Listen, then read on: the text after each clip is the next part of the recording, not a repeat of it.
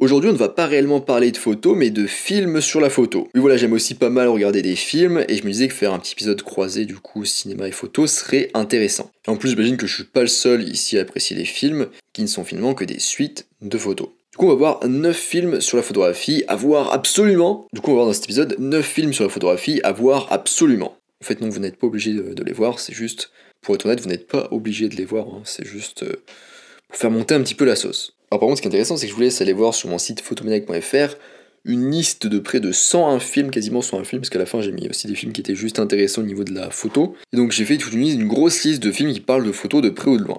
Et aussi sur mon site photomaniac.fr, vous pouvez retrouver ma formation gratuite sur les bases de la photo. Allez, en avant, Guingamp. Premier film, War Photographer de 2001 par Christian Frey. War Photographer est un documentaire sur James Nachtwey, je sais pas trop comment prononcer, mais c'est Nachtwey, considéré par beaucoup comme le plus grand photographe de guerre au monde. En plus de raconter l'histoire d'un homme emblématique sur le terrain, le film aborde le champ plus large sur le journalisme de guerre, ainsi que les questions qu'il soulève. L'un des principaux thèmes du documentaire est le niveau d'implication d'un journaliste dans les événements qu'il doit documenter. Nachtwey attribue l'intimité de ses photographies à l'importance qu'il accorde à l'établissement d'un rapport avec ses sujets, et souvent malgré une importante barrière linguistique. Deuxième film, La vie secrète de Walter Mitty, qui est sorti en 2013. Dans ce film, Ben Stiller joue le rôle de Walter Mitty, un gestionnaire de négatifs photos de Life Magazine, qui se retrouve dans l'aventure de sa vie lorsqu'il part à la recherche de Sean O'Connell, qui est joué par Sean Penn, après la disparition du négatif numéro 25, que O'Connell décrit comme la quintessence de la vie. Et cette photo, du coup, elle est censée être le dernier numéro de couverture de Life Magazine.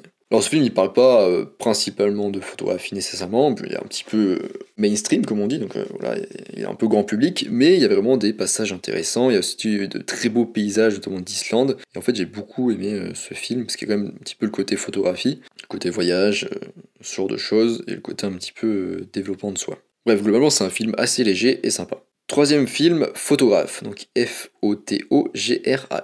On n'est pas du tout sur le même type de film qu'avant. Né à Prague en 1935, Jan Sodek est l'un des photographes les plus célèbres que son pays ait jamais produit.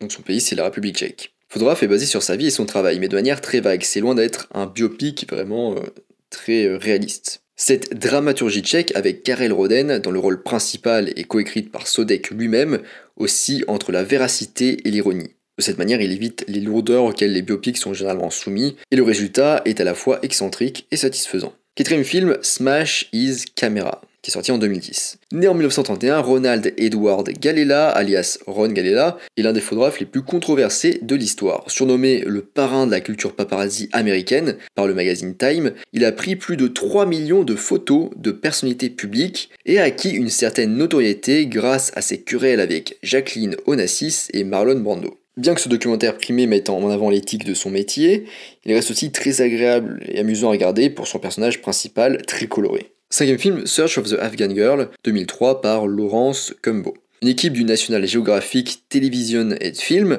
a amené McCurry au Pakistan pour rechercher la fille aux yeux verts. C'est une photo qui a beaucoup tourné, il y a une jeune fille qui a les yeux verts, et en fait voilà, la photo a très bien fonctionné, a très bien marché, et est un petit peu culte dans le monde de la photo. Je vous invite à taper fille aux yeux verts Pakistan, vous devriez trouver, voir l'épisode sur YouTube où je mettrai la photo. Sixième film, The Serpent, de 2006. C'est un thriller français basé sur le roman Splendor de Ted Lewis de 1971, du même nom. Il raconte l'histoire d'un photographe de mode introverti au milieu d'un divorce difficile. Et comme si les choses n'étaient pas déjà assez compliquées, un de ses anciens camarades de classe fait leur rentrer dans sa vie le meurtre, l'enlèvement et le chantage. C'est un film atmosphérique, élégant et captivant. Septième film, La Jetée. Ce film de 1962 est une expérience de science-fiction de 28 minutes réalisée par Chris Marker. Le film est entièrement composé d'images fixes, donc de photos, en noir et blanc, à l'exception d'un plan d'une femme qui ouvre et cligne des yeux. Huitième film, The Bang Bang Club, sorti en 2010, fait par Steven Silver. Vous souvenez-vous de cette photo gagnante du Pulitzer d'un enfant soudanais observé par un vautour? Ce film raconte la véritable histoire derrière cette photo et l'histoire remarquable et poignante de 4 jeunes photojournalistes et les extrêmes qu'ils ont atteints afin de capturer leurs photos dans les jours précédant la chute de l'apartheid en Afrique du Sud.